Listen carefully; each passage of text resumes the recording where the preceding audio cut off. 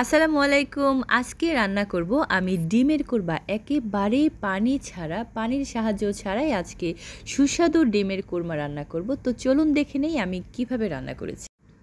প্রথমেই প্যানে তেল গরম করে সেখানে কিছু পেঁয়াজ কুচি দিয়েছি বেরেস্তা করার জন্য। তো বেরেস্তাটা একেবারেই নাড়াচাড়া করতে থাকবো যাতে সব দিকে চারপাশে সুন্দর করে হয়ে যায়। তারপর কিছুটা কালার চলে আসলেই বেরেস্তাটা নামিয়ে ফেলবো।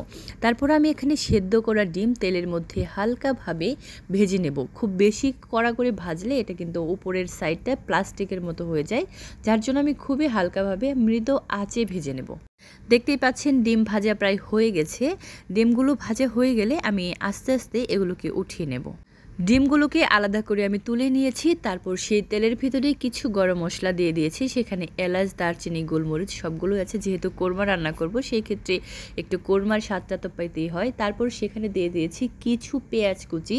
পেঁয়াজটা কিছুটা ভাজা হয়ে গেলে সেখানে দিয়ে দেব আমি রসুন বাটা, আদা বাটা এগুলো দিয়ে দেবো।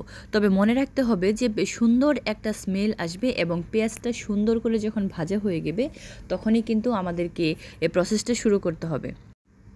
আমি কিছুটা এখানে পেঁয়াজ বাটাও দিয়েছি, কিছুটা রসুন বাটা দিয়েছি।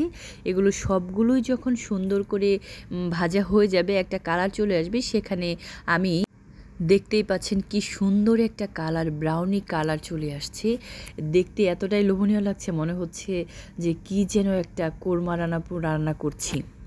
যখন পুরোপুরি ভাজা হয়ে যাবে তখন শুকনো মরিচের গুঁড়া দিয়ে দেব, সাথে সামান্য একটু হলুদ দিয়ে দেব, তার সাথে দিয়ে দেব কিছুটা টক দই। টক দইটা ভালো করে যখন নাড়াচাড়া হয়ে যাবে তখন একেবারেই মিশে যাবে এবং কালারটা পুরোপুরি চেঞ্জ হয়ে যাবে। সেখানে আমি দিয়ে দেব কিছুটা বাদাম বাটা, বাদাম পেস্ট করে নিয়েছি, কাজু বাদাম, কাঠবাদাম, সাথে কিশমিশ। এটা দিয়ে নাড়াচাড়া করে যখন সুন্দর করে কষানো হয়ে যাবে সেখানে আমি দিয়ে দেব ডিমগুলো দিয়ে আস্তে করে নাড়াচাড়া করে 2 মিনিট ঢেকে সুন্দর করে এটাকে রান্না করব।